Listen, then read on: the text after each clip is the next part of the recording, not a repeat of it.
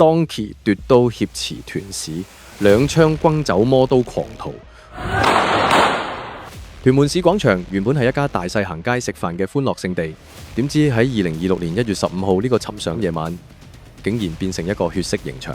晚上7點幾，大家仲諗緊晚飯食咩好？一名背負住眾多行囊、神情怪異嘅白衣越南漢就咁踏入當期。佢唔係去買壽司，而係直衝入廚房，一手搶走咗把30厘米長、用嚟切魚生嘅利刀。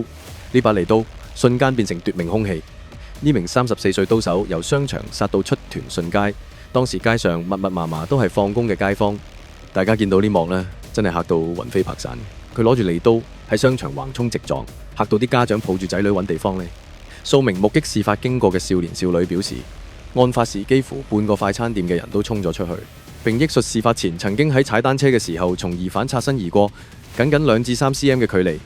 其後少年慌忙踩單車速逃，避過一劫。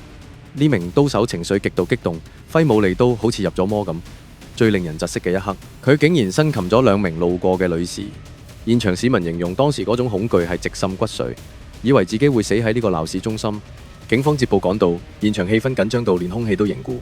警員多次發出口頭警告，但疑犯完全聽唔入耳，反而更加激動。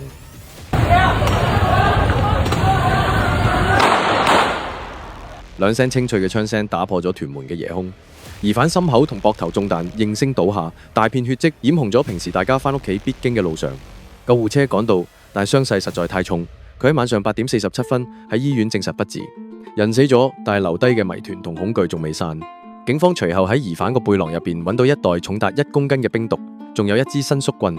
原來呢位阿哥係毒品飯堂常客，係社會邊緣嘅一粒定時炸彈。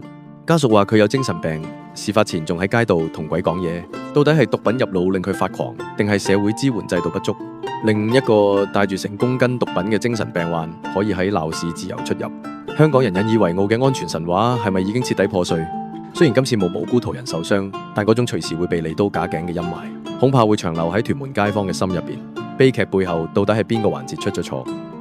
踢奶踢盡香港新聞最 hot 話題，希望大家 comment、like、share 同 subscribe，繼續支持香港本地媒體平台。